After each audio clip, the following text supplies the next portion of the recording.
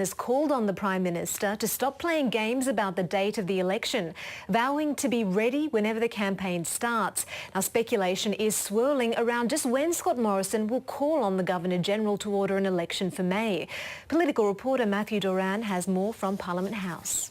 He is keeping his cards very close to his chest, although we are well and truly within this window of opportunity, I guess you could call it, for him to visit the Governor-General, Sir Peter Cosgrove, and ask for Parliament to be dissolved and an election to be called for some time in May. That's because we have gotten past those final set pieces of the 45th Parliament, the budget that was delivered by Treasurer Josh Frydenberg last Tuesday and the budget reply speech by the opposition leader on Thursday. House of Representatives members have left Canberra for what many are saying will be the very last time before that election. Senators are still technically slated into work next week with further post-budget estimates hearings. However, there is some uncertainty as to whether that could be thrown out the window should the Prime Minister make the election announcement sometime this weekend. It's unlikely, very unlikely to happen today. An election normally doesn't get called on a Saturday. If there was to be any movement, we would expect it to happen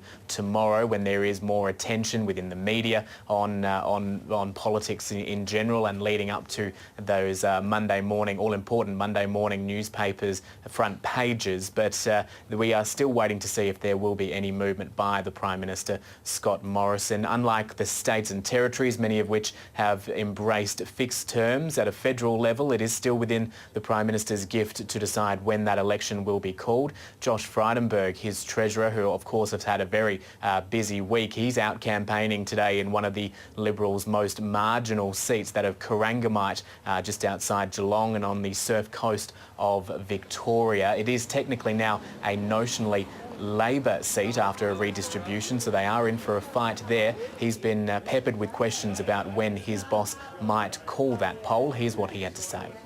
Well, as you know, the timing of the election is the Prime Minister's decision and decision alone.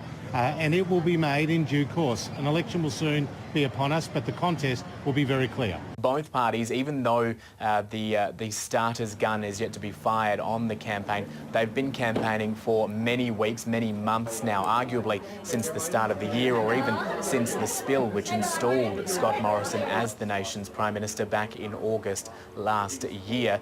Both parties are pushing their messages. With the Labor Party, they are promoting their pledges to fund schools and hospitals. The government saying that they have already adequately funded those areas and that they are the only party that can be properly trusted to ensure the strength of the Australian economy into the future. Bill Shorten says that he is campaign ready, that the party machinery is in place, and he's called on the Prime Minister to put the nation out of its misery. Quite frankly, if the Prime Minister wants to play games about when he calls the election, I'm just not interested. We're ready whenever he decides to call the election on a Sunday this week or Sunday next week. We can't waste any more time with the nation.